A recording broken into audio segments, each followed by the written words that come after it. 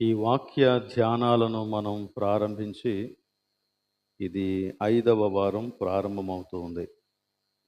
5వ వారంలో ఇది 23వ రోజు మొత్తం. అంటే ఇప్పటికి 24 ధ్యానాలు మనం చేశాం. ఇది 23వ ధ్యానం.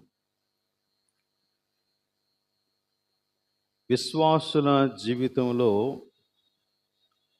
దేవుని యొక్క చిత్తం ఏంటి అనే అవగాహన మనకి ధ్యానాలన్నిటి ద్వారా స్పష్టంగా కలిగిందని నేను నమ్ముతూ ఉన్నాను.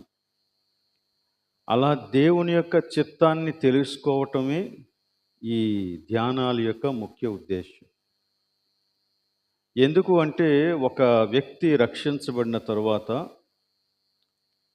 తాను ఏ రీతిగా ప్రభు యొక్క సన్నిధిలో నడుచుకోవాలో తెలియకపోవటం వలన అనేక రీతులుగా శోధించబడి తాను రక్షింపబడక పూర్వము ఉన్న స్థితి కంటే భయంకరమైనటువంటి స్థితికి దిగజారిపోవటం నేటి సంఘాలలో మనం చూస్తూ ఉన్నాం. గనుక యేసునందు విశ్వాసం ఉంచిన మనము ఆయన చిత్తాన్ని ఎరిగిన వారమైతే ఇప్పుడు మనం ప్రతిరోజు ప్రతి క్షణం ఏం చేయాలో ఎందుకొరకు జీవించాలో అనేది మనకి అర్థమవుతుంది. కాబట్టి ఆ రీతిగా మన యొక్క జీవితాలను మలుచుకునేటువంటి కృప దేవుడు మనకి అనుగ్రహిస్తాడు. సో ఇందులో మనం చాలా విషయాలు నేర్చుకున్నాం. మొదటిది ఏంటంటే పరిశుద్ధత లేకుండా ఎవడు దేవుణ్ణి చూడలేడు.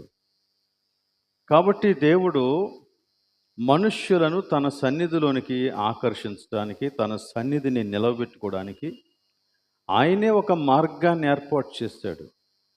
ఆ మార్గం యేసుక్రీస్తే. ఆయన ద్వారా ఎవరైతే ప్రభు దగ్గరికి వస్తారో వారందరినీ దేవుడు నీతిమంతులుగా తీర్చి అప్పటి నుండి వారిని పరిశుద్ధతలో సంపూర్ణులుగా చేయటానికి దినదినము పని చేస్తూ ఉన్నాడు. ఒక రోజున మనము దేవుని ఎదుట నిలబడినప్పుడు పరిశుద్ధతలో అనింద్యులుగా నిలబడాలన్నది దేవుని యొక్క ఉద్దేశం. మనము కూడా ఆయన కుమారునితో సారూప్యము గలవారిగా నిలబడాలన్నది దేవుని యొక్క ఉద్దేశం. కనుక ఆ సంపూర్ణతలోనికి నడిపించటానికే ప్రభువు ఈ కార్యాన్ని చేస్తూ ఉన్నాడు. ఈ చిత్తమే గనక, ఈ విషయాన్నే గనక, ఈ దేవుని ప్రణాళికనే గనక మనం అర్థం చేసుకుంటే అప్పుడు మన జీవన శైలి ఎలా ఉండాలో మనకి అర్థమవుతుంది.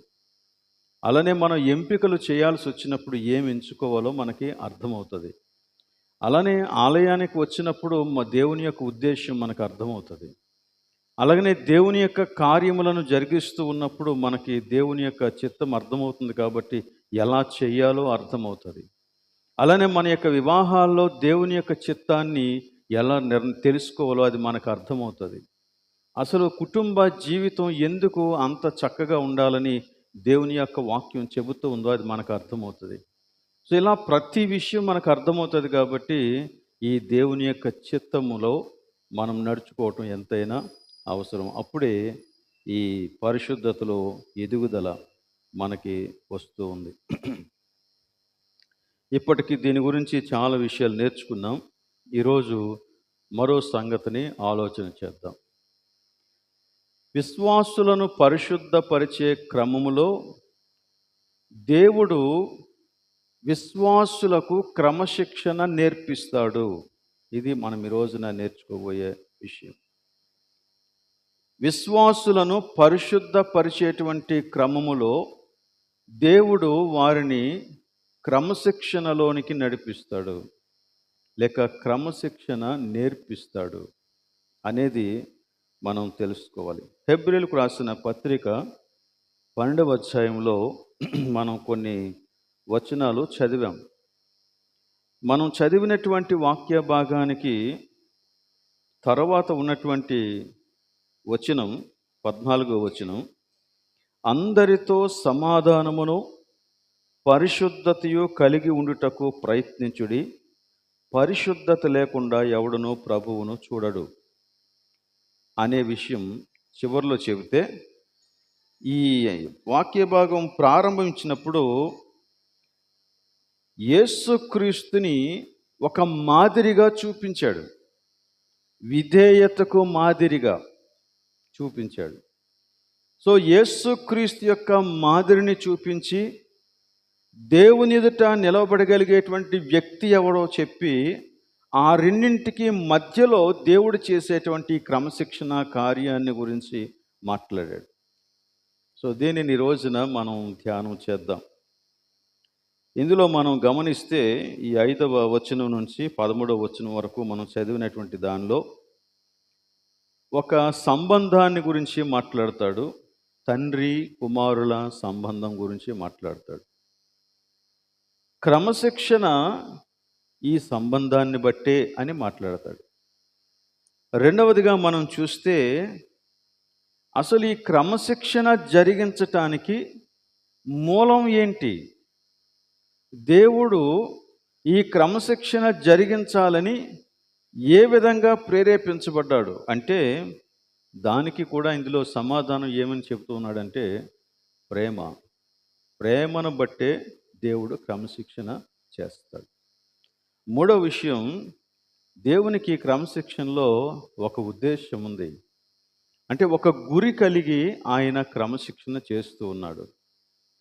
ప్రతి విద్యకు ఎలాగైతే ఒక గోల్ ఉంటుందో, ఒక గురి ఉంటుందో, ఒక లక్ష్యం ఉంటుందో, అలాగనే ఇక్కడ దేవుడు కూడా విశ్వాసుల యొక్క జీవితంలో పనిచేస్తూ ఉన్నప్పుడు ఈ తాత్కాలికమైనటువంటి జీవితానికి మించినటువంటి లక్ష్యంతో పనిచేస్తూ ఉన్నాడు.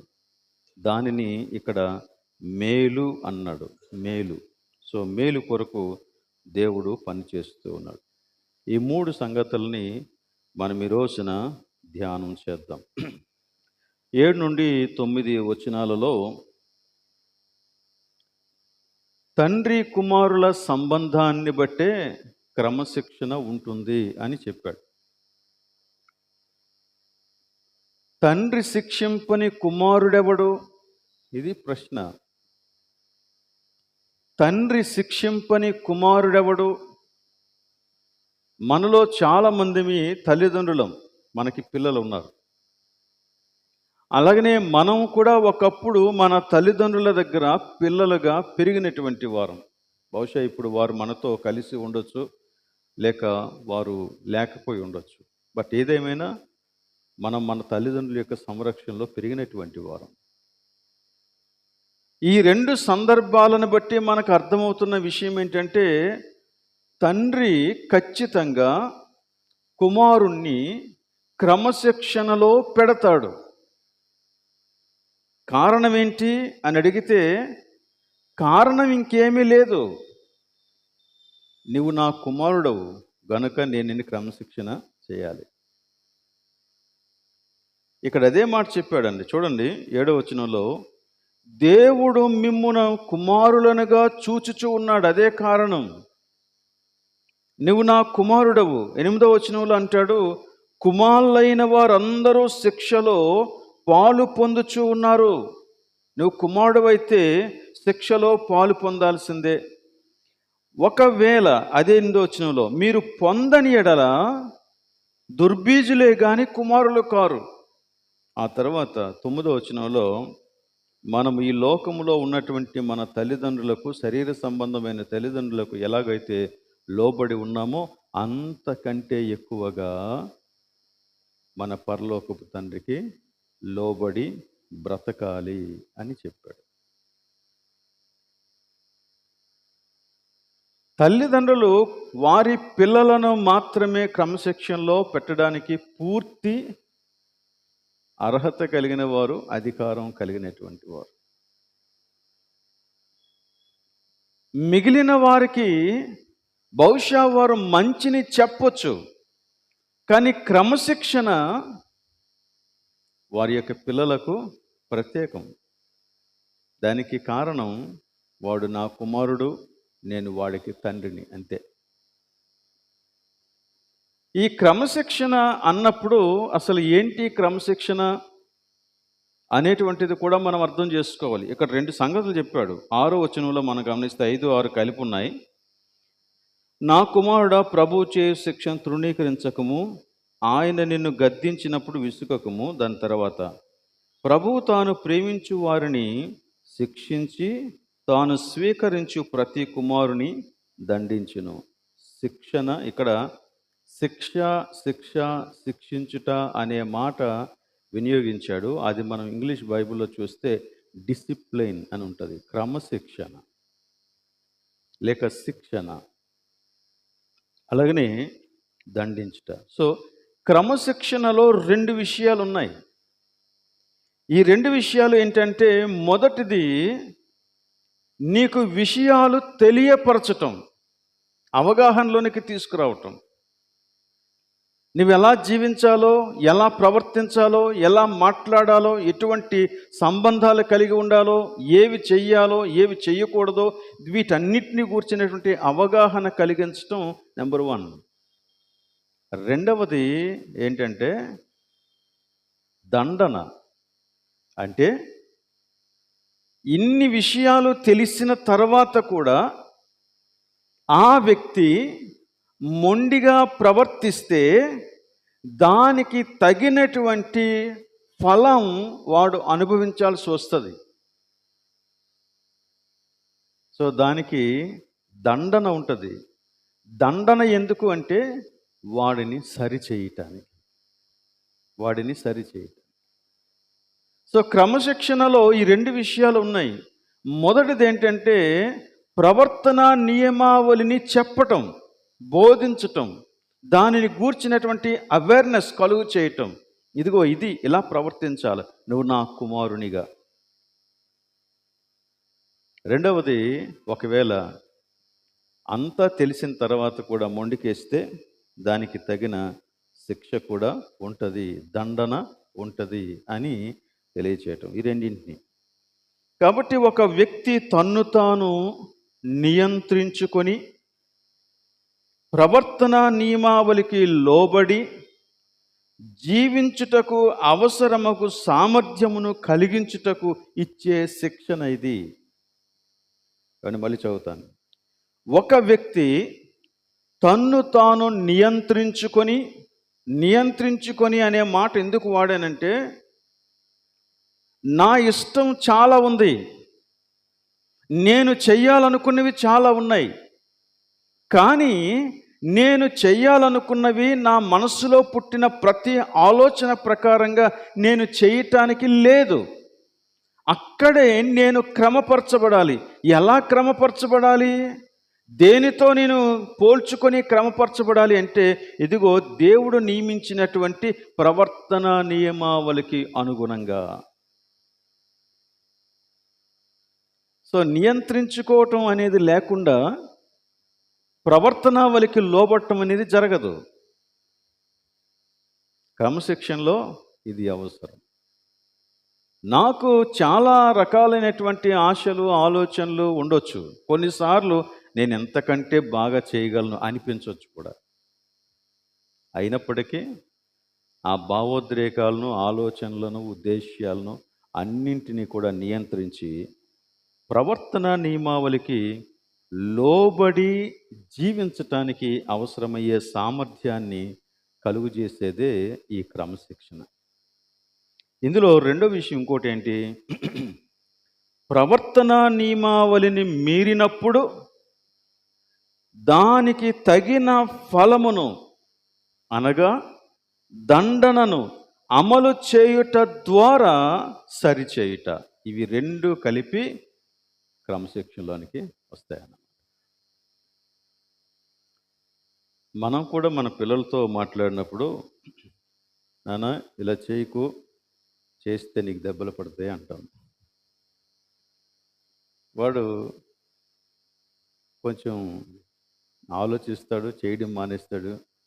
కానీ కొన్నిసార్లు కొంతమంది మొండికేసి చేస్తారు. అప్పుడు మనం ఖచ్చితంగా దండిస్తాం. ఆ దండన రకరకాలుగా ఉండొచ్చు. నువ్వు ఎలా దండించావు అనే తర్వాత విషయం, కానీ బట్ దండించడం అనేది జరుగుతుంది. దండించడం ద్వారా ఆ వ్యక్తికి నేను చేసింది తప్పు అని అర్థమవుతుంది. సో మన పిల్లల విషయంలో మనం ఎలాగైతే వారికి చేస్తామో, అలాగనే దేవుడు కూడా ఏమన్నాడంటే, నేను మిమ్మును కుమారులుగా చూస్తూ ఉన్నాను, మీరు నాకు కుమారులు, నేను మిమ్ములను నా ప్రాణమిచ్చి సంపాదించుకున్నాను, నా రక్తమిచ్చి సంపాదించుకున్నాను, మీరు నా కుమారులు, నేను మీ మీ మీద నా యొక్క ఆత్మచేత ముద్రించాను, మీరు నా కుమారులు, మీరు నాకు సొంతమైన వారు, కాబట్టి నేను మిమ్మల్ని క్రమశిక్షణ చేయాల్సిందే అన్నాడు. ఇక్కడ ఇంకొక మాట మనం ఆలోచింపు చేసేటువంటి మాట ఒకటి ఉంది. అదేంటంటే, మీరు ఈ క్రమశిక్షణ పొందకపోతే ఏమన్నాడు? దుర్బీజులే గాని కుమారులు కారు అన్నాడు. అంటే ఎవరి జీవితంలోనైనా ఈ క్రమశిక్షణ రాకపోతే దేవునికి వాడికి మధ్య ఉండేటువంటి సంబంధం ఎలాంటిది అనేది ఆలోచించుకోవాల్సిన ప్రశ్న అన్నమాట. కొన్నిసార్లు కొంతమంది రిపీటెడ్గా చేస్తూనే ఉంటారు, దేవుణ్ణి వ్యతిరేకిస్తూనే ఉంటారు, మొండి వైఖరిని ప్రదర్శిస్తూనే ఉంటారు.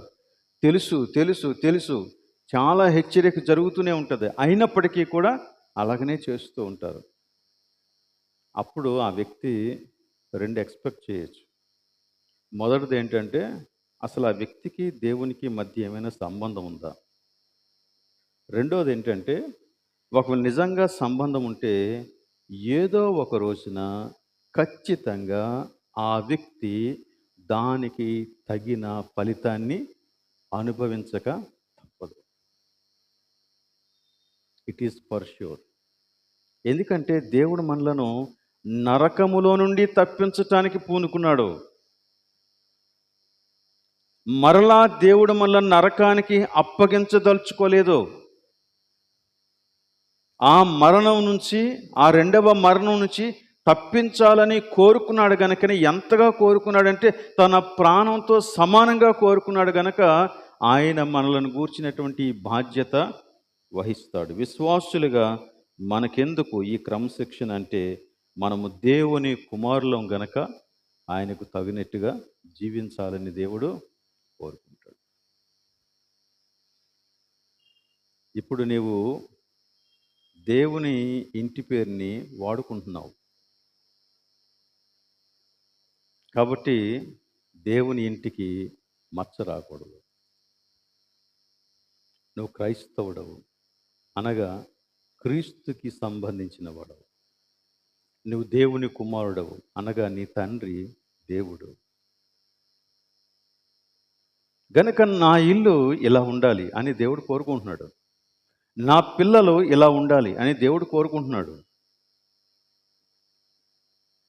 దానికి వ్యతిరేకంగా జరగటం దేవునికి ఇష్టం లేదు. ఇది మొదటి విషయం. రెండవది, అసలు ఈ క్రమశిక్షణకి మూలం ఏంటి అని మనం ఆలోచన చేస్తే అదే చోట 5-6 వచనాల్లోనే చెప్తాడు. ప్రభువు తాను ప్రేమించువానిని శిక్షించి తాను స్వీకరించు ప్రతి కుమారుని దండించును. సో దేవుడు చేసేటువంటి క్రమశిక్షణ మన మీద కోపంతో కాదు, మన మీద ప్రేమతో.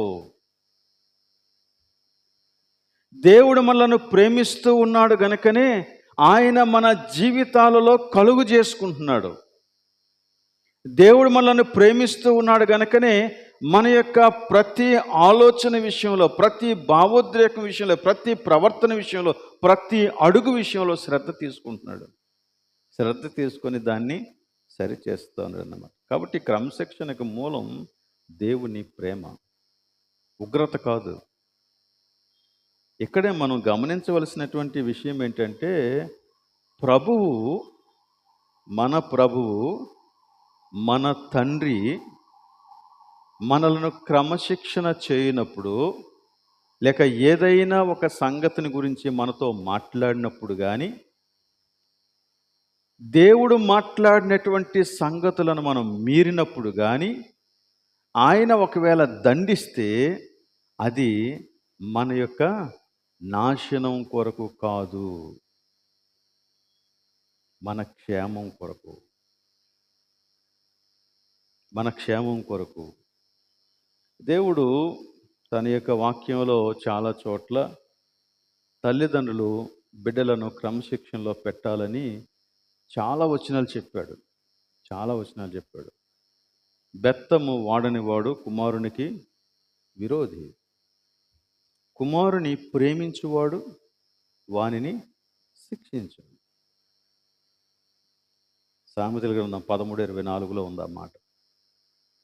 బెత్తము వాడని వాడు తన కుమారునికి విరోధి. అయితే కుమారుని ప్రేమించువాడు వానిని శిక్షించును. సో ఈ విధమైనటువంటి వాక్య భాగాలన్నింటినీ మనం గమనిస్తూ ఉంటే, దేవుడు ఇంతగా మనుష్యులకు వారి కుమారుల ఎడల ఎలా ప్రవర్తించాలో నేర్పించినటువంటి దేవుడు మన ఎడల ఎలా ప్రవర్తిస్తాడో మనకి బాగా అర్థమవుతుంది. మనమే మన కుమారుల ఎడల ఎలా ప్రవర్తించాలి, ఎలా నేర్పించాలి, ఎలా క్రమశిక్షణలో పెట్టాలి, ఎలా దండించాలి అనే విషయాలు చెప్తున్నాడు. మరొక మాట చూస్తే ఇంకా బాగుంటుంది. అదే సామెతల గ్రంథంలో 19వ అధ్యాయం 18వ వచనం చూడండి. సామెతలు 19:18 వచనం. బుద్ధి వచ్చునని నీ కుమారుని శిక్షింపుము, అయితే వాడు చావవలెనని కోరొద్దు. చూడండి ఎంత బాగా చెప్పాడు. బుద్ధి వచ్చునని నీ కుమారుని శిక్షించు, కానీ వాడు చావాలని కోరుకోవద్దు. కొంతమంది తల్లిదండ్రులకు ఎంత కోపం అంటే పిల్లల్ని చావబోతారన్నమాట. వాడు చేసే పనేంటో, వాడు చేసిన పొరపాటేంటో, వాడు ఎందుకు అలా చేశాడో ఈ విషయాలన్నీ మర్చిపోతారు. వాళ్ళకి కోపం వచ్చింది, కోపం తీరే వరకు కొడతారన్నమాట. అంటే మనం అదుపు తప్పిపోతున్నాం. దేవుడు చాలా క్లియర్గా చెప్పాడు, నీ కుమారుని నువ్వు శిక్షించినప్పుడు ఎందుకు శిక్షించాలో తెలుసా? నీ కోపం వచ్చింది కాబట్టి కాదు.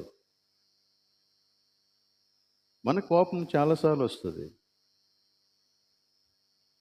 నీకు కోపం వచ్చింది కాబట్టి నువ్వు శిక్షించు అని చెప్పట్లేదు. నీ కుమారునికి బుద్ధి రావాలని శిక్షించు. అదే సమయంలో బీ కేర్ఫుల్, వాడు చావాలని కోరుకోవద్దు. అది కాదు నా ఉద్దేశం. శిక్షణ చేయాలి అని చెప్పినప్పుడు వాడు చావటం నా ఉద్దేశం కాదు, వాడు బ్రతకటం నా ఉద్దేశం. వాడు నశించిపోవటం నాకు ఇష్టం కాదు, వాడు జీవించటం నాకు కావాలి. వాడు బుద్ధిహీనుడిగా బ్రతకడం నా ఉద్దేశం కాదు, వాడికి బుద్ధి రావాలని మనం శిక్షించాలి. సో ఇంత చక్కగా మన పిల్లల్ని మనం ఎలా శిక్షించాలో, ఎలా బోధించాలో, ఎలా వారికి ఆ శిక్షాదండన విధించాలో అన్నీ చెబుతున్నటువంటి దేవుడు మన ఎడల ఎంత ప్రేమగా వ్యవహరిస్తాడో ఆలోచించండి. యోబు గ్రంథంలో ఇలా మాట్లాడుతున్నాడు. యోబు గ్రంథం 5వ అధ్యాయం 17-18 వచనాలు. గాయపరిచి గాయమును కట్టును ఆయన. ఓకే, చదవండి ఆ వచనాలు 17-18. దేవుడు గద్దించు మనుష్యుడు ధన్యుడు, కాబట్టి సర్వశక్తుడగు దేవుడు చేయు శిక్షను తృణీకరింపకము. ఎందుకో తెలుసా? ఆయన గాయము చేయను, ఆయన గాయమును కట్టును. ఆయనే గాయపరుస్తాడు, ఆయన చేతులే స్వస్థపరుస్తాడు. ఈ మాట మనం చాలాసార్లు ఇంట్లో ఎవరైనా చనిపోయినప్పుడు చదువుతాం కదా, గాయపరుచును గాయమును కట్టును అని. కానీ యాక్చువల్గా ఈ మాట ఎప్పుడు చెప్పబడిందంటే దేవుడు చేసే డిసిప్లిన్ గురించి చెప్పబడింది. దేవుడు మనుషులను గాయపరిచినప్పుడు ఆయనకు తెలుసు ఆయనే మరలా దానిని స్వస్థపరచాలని. కాబట్టి స్వస్థపరచగలిగే గాయాలే చేస్తాడు ఆయన. బాగు చేయగలిగే గాయాలే చేస్తాడు. మరలా నిన్ను సరిచేయగలిగేటువంటి శిక్ష మాత్రమే నీకు ఇస్తాడు. సో దేవుడు అంత ప్రేమగా మన ఎడల ఆయన వ్యవహరిస్తాడు. సో ఈ విషయాలు మనం గమనిస్తూ ఉంటే మనం దేవుడు ప్రేమతో చేసేటువంటి శిక్ష మంచిది అని మనకు అర్థమవుతుంది. ప్రకటన గ్రంథంలో కూడా 3వ అధ్యాయం 19వ వచనంలో లవోదికయ సంఘముతో దేవుడు మాట్లాడుతూ ఉన్నప్పుడు అక్కడ కూడా ఇదే మాట చెప్తాడండి.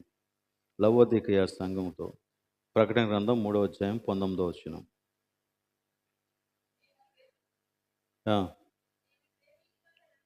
నేను ప్రేమించు వారినందరినీ గద్దించి శిక్షించుచున్నాను గనుక నీవు ఆసక్తి కలిగి మారు మనస్సు పొందు. లవోదికయ సంఘంతో చాలా క్లియర్గా మాట్లాడుతున్నాడు. నేను ప్రేమించే వారిని గద్దిస్తాను, శిక్షిస్తాను. అయితే అలాంటి పరిస్థితే గనక ఒకవేళ ఏర్పడితే మనిషి యొక్క రెస్పాన్స్ ఎలా ఉండాలంట?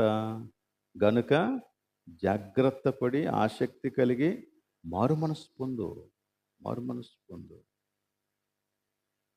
ఇది దేవుని యొక్క దండన అని మనకి అర్థమైనప్పుడు మనం ఖచ్చితంగా దేవుని దగ్గరికి రావాలి. అందుకని యాకోబు చాలా చక్కగా కొన్ని విషయాలు చెప్పాడండి. అదేం చెప్పాడంటే, మీలో ఎవరికైనా శ్రమ సంభవించినా వాడు ప్రార్థన చేయవలెను. మీలో ఎవరికైనా సంతోషం కలిగిన వాడు కీర్తనలు పాడవలెను. ఎవడైనాను రోగి అయి ఉంటే వాడేం చేయాలా? సంఘపు పెద్దలను పిలిపింపవలెను. వాళ్ళు ఏం చేస్తారు? వచ్చి నూనె రాసి ప్రార్థన చేస్తారు. ప్రార్థన చేసిన తర్వాత ఏం జరుగుతుంది? ప్రభువు అతన్ని లేపును. ఇంకొక మాట ఉంది అక్కడే. ఏముందంటే, అతడు పాపములు చేసిన వాడైతే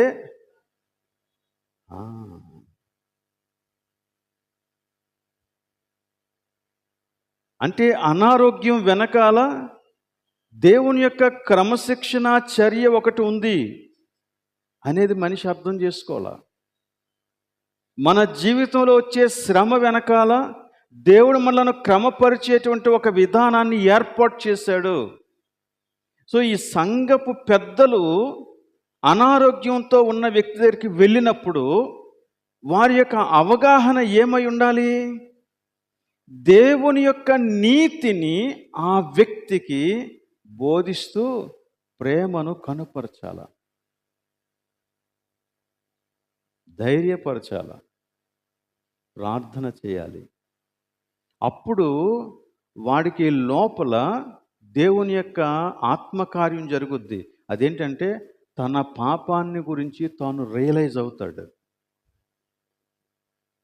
అయి ప్రభు దగ్గరికి వస్తాడు. వాడి పాపములు క్షమించబడును. మీరు స్వస్థత పొందినట్లు ఒకరి కోసం ఒకరు ప్రార్థన చేయండి, మీ పాపములు క్షమించబడినట్లు మీరు ఒకరి పాపములను ఒకరికి ఒప్పుకోండి అంటారు.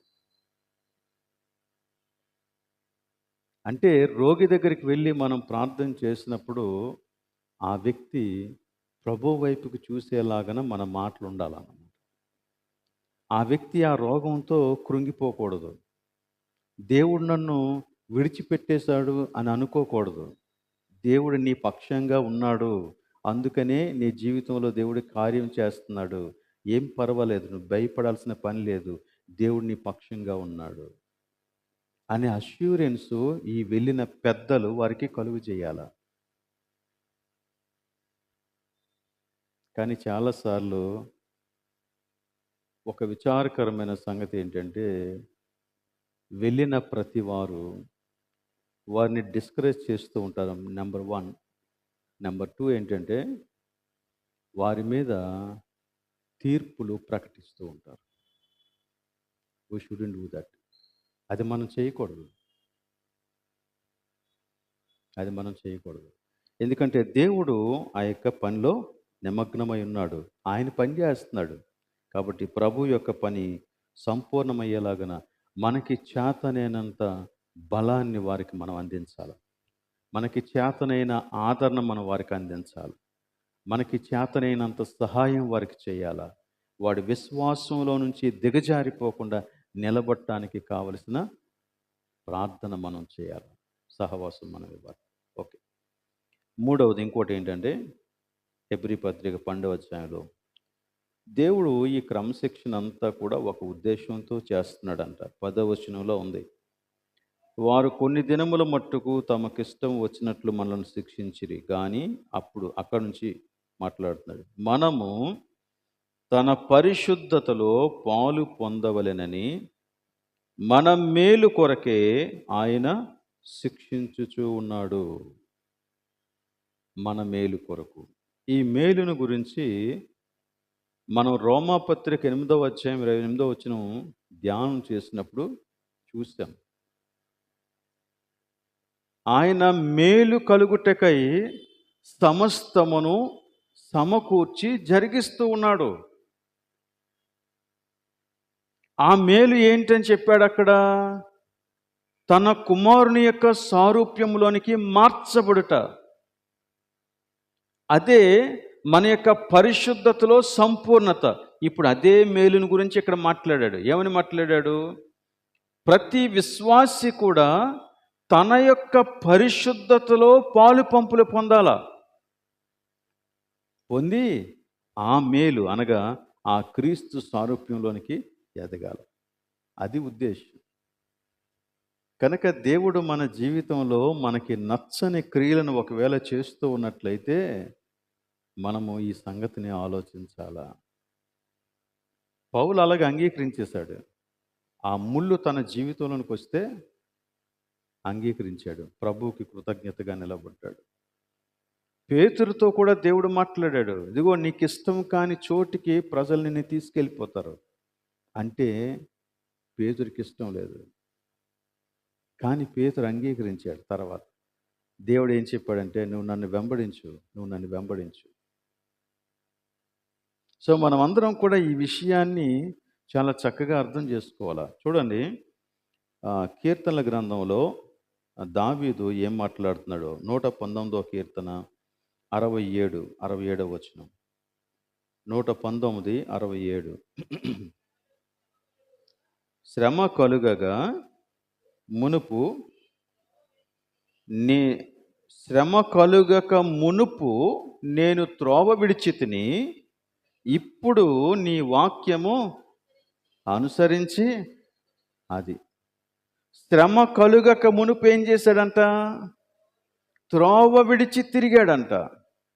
కానీ ఇప్పుడైతే నీ వాక్యాన్ని నేను అనుసరిస్తున్నాను. సో శ్రమ నాకు మేలు అంటాడు. చూడండి, అదే చోట 71 వచనం. 71 నేను నీ కట్టడలను నేర్చుకొనినట్లు శ్రమ నొంది యుండుట నాకు మేలాయను. శ్రమ నొంది యుండుట నాకు మేలాయను. ఈ కష్టం నా జీవితంలోకి రావటం వలన నేను దేవుని యొక్క వాక్యాన్ని నేర్చుకొని ఆయన మార్గంలో నడవటానికి నాకు అవకాశం కలిగింది. కాబట్టి శ్రమ నొంది ఉండుట నాకు మేలాయను అంటాడు. ఇది అనుభవపూర్వకంగా ఒక వ్యక్తి తెలుసుకునే విషయం అన్నమాట.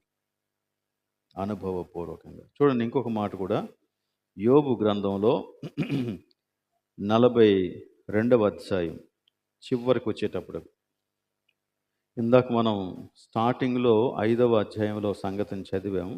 ఇప్పుడు చివరికి వచ్చేటప్పుడు యోబు ఏమంటాడో చూడండి. యోబు గ్రంథం 42వ అధ్యాయం 3వ వచనం. ఆ జ్ఞానము లేని మాటల చేత ఆలోచనలను నిరర్ధకము చేయు వీడెవడో, అలాగున వివేచన లేనివాడనైన నేను, యోబు తన గురించి మాట్లాడుకుంటున్నాడు, వివేచన లేనివాడనైన నేను నా బుద్ధికి మించిన సంగతులను మాట్లాడాను. నేను ఎప్పుడు అర్థమైంది? శ్రమంతా అయిపోయిన తర్వాత అర్థమైంది. అందుకని 6వ వచనంలో ఏమంటున్నాడో చూడండి అక్కడే. కావున నన్ను నేను అసహ్యించుకొని బూడిదలోను పడి పశ్చాత్తాపపడుచు ఉన్నాను. పశ్చాత్తాపం వచ్చింది ఇప్పుడు. శ్రమ ప్రారంభంలో అతని యొక్క స్థితి వేరు. శ్రమ అనుభవిస్తూ ఉండగా అతడు మాట్లాడిన మాటల తీరు వేరు. కానీ చివరికి వచ్చేటప్పుడు అతనికి ఒక విషయం అర్థమైంది. నేను బుద్ధిహీనుడనై, వివేచన లేనివాడనై, నా బుద్ధికి మించిన సంగతులను గురించి మాట్లాడాను. అంటే దేవుణ్ణి ఛాలెంజ్ చేశారన్నమాట యోబు. కానీ అప్పుడు తెలుసుకొని నేను పశ్చాత్తాపడుతున్నాను. సో శ్రమ మనుష్యులను సరి అయిన దారిలోనికి, శ్రమ మనుష్యులను మంచి అవగాహనలోనికి, శ్రమ మనుష్యులను దేవుడు నిర్ణయించిన మేలులోనికి నడిపిస్తుంది. అది క్రమశిక్షణ. పరిశుద్ధతలో ఇదొక భాగం. పరిశుద్ధపరచడంలో ఇదొక భాగం. ఇది భాగం. స్కూల్లో చదువు చెప్పేటప్పుడు ఇదిగో పలానా అసైన్మెంటు మీరు రాసుకొని రండి, హోంవర్క్ ఇచ్చేసి వదిలేస్తాం. మరుసటి రోజు పిల్లలందరూ వచ్చినప్పుడు చేశారా అంటే కొంతమంది చేసిన వాళ్ళు ఉంటారు, కొంతమంది చెయ్యని వాళ్ళు ఉంటారు, కొంతమంది సగమే చేసిన వాళ్ళు కూడా ఉంటారు, కొంతమంది తప్పులు చేసిన వాళ్ళు కూడా ఉంటారు. చేసిన వాళ్ళని అభినందిస్తాం, తప్పు చేసిన వాళ్ళని మనం కూర్చోబెట్టి అడుగుతాం, ఇదేంటి, ఎందుకు ఇలా జరిగిందని నేర్పిస్తాం. సగం చేసిన వాడికి బహుశా ఇంకొంచెం టైం ఇస్తాం. అరే ఈ పీరియడ్ అయ్యేలోగా, లేకపోతే ఈరోజు అయిపోయేలోగా నువ్వు నాకు ఇది చేసి చూపించాలా అని చెప్తాం. అస్సలు చేయని వాడికి ఏం చేస్తాం? పనిష్మెంట్ ఇస్తాం. వీడు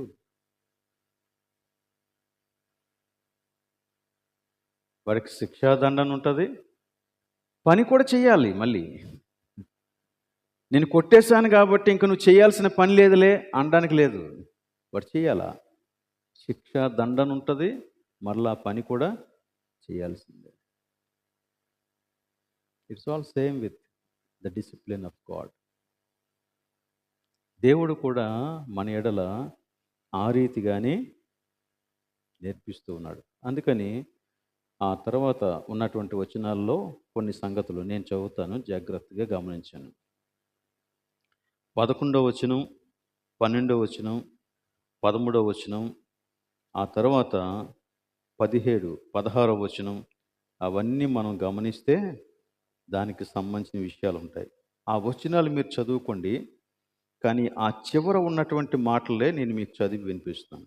11వ వచనంలో ఏమన్నాడంటే, అందుచేత మీరు అభ్యాసము చేయండి అన్నాడు. నెంబర్ 1, అభ్యాసం చేయండి అంటే నేర్చుకోండి. రెండవది 12వ వచనంలో బలపరచండి అన్నాడు. ఎవరైతే నీరసమైపోయారో వారిని బలపరచండి. మూడవది 13వ వచనంలో చెప్తున్నాడు, సరళము చేసుకొనుడి. అంటే ఏదైతే నీ మార్గంలో అడ్డొచ్చి నిన్ను పరిశుద్ధతలో నడవకుండా చేస్తూ ఉందో ఆ అడ్డుని నువ్వు తొలగించుకో. 4వది ఇంకొక మాట ఉంది, అది 16వ వచనంలో మనకు కనపడుతుంది. జాగ్రత్తగా చూసుకోండి. ఏంటి జాగ్రత్తగా చూసుకోవాలంట? ఏమో ఏదైనా ఒక చేదైన వేరు లోపల మొలుస్తుందేమో, జాగ్రత్తగా చూసుకోండి. అది మొలిచి మీ జీవితాన్ని పాడు చేయకముందే దానిని తీసేసుకోండి. సో దేవుని యొక్క క్రమశిక్షణలో ఇవి జరగాల. 1 అభ్యాసం జరగాల, 2 బలపరచబడాలా, 3 సరళం చేయబడాలా, 4 జాగ్రత్తగా చూసుకోండి. ఈ హృదయ ఆలోచనలను జాగ్రత్తగా చూసుకోండి అని మాట్లాడుతున్నాడు.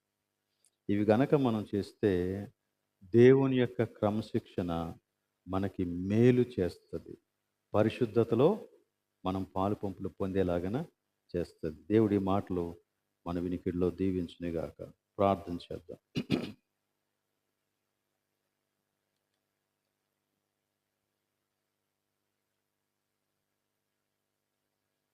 తలలు ఉంచుకొని కన్నులు మూసుకొని ప్రభు వైపు చూస్తూ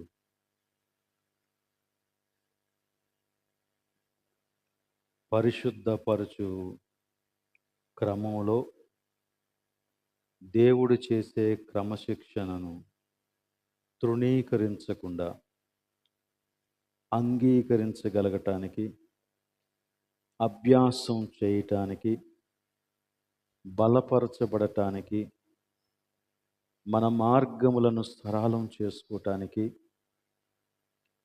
ఒకవేళ చేదైన వేరేదైనా మొలుస్తూ ఉందేమో అని జాగ్రత్తగా చూసుకోవటానికి ప్రభు సన్నిధిలో మనల్ని మనం అప్పగించుకుందాం. దేవుడు మనకి సహాయం చేస్తాడు.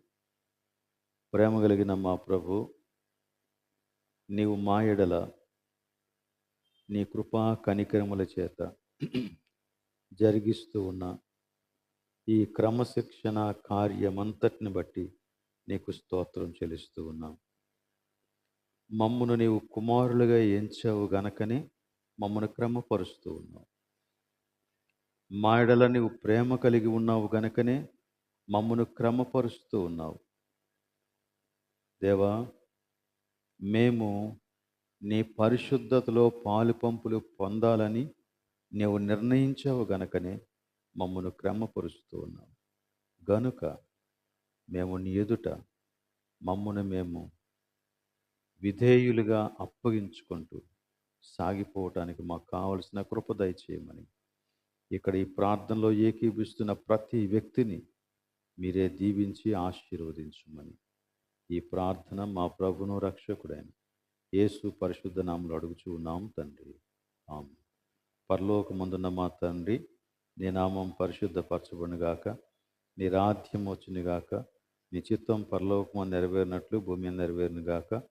మనుదిన ఆహారం నేడు మాకు దయచేయము. మా రుణస్తులను క్షమించి ఉన్న ప్రకారం మమ్మల్ని క్షమించుము. మమ్మల్ని శోధనకు తేక కీడును తప్పించుము. ఎందుకనగా రాజ్యము, బలము, మహిమ నిరంతరము నీవైనావు తండ్రి. ఆమేన్. మన తండ్రి అయిన దేవుని ప్రేమ, కుమారుడైన యేసుక్రీస్తు యొక్క కృప, పరిశుద్ధాత్మిక అన్యోన్య సహవాసం ఇక్కడ చేరిన మనకు సంఘమంతటికి సదాకాలం తోడే ఉండునుగాక. ఆమేన్.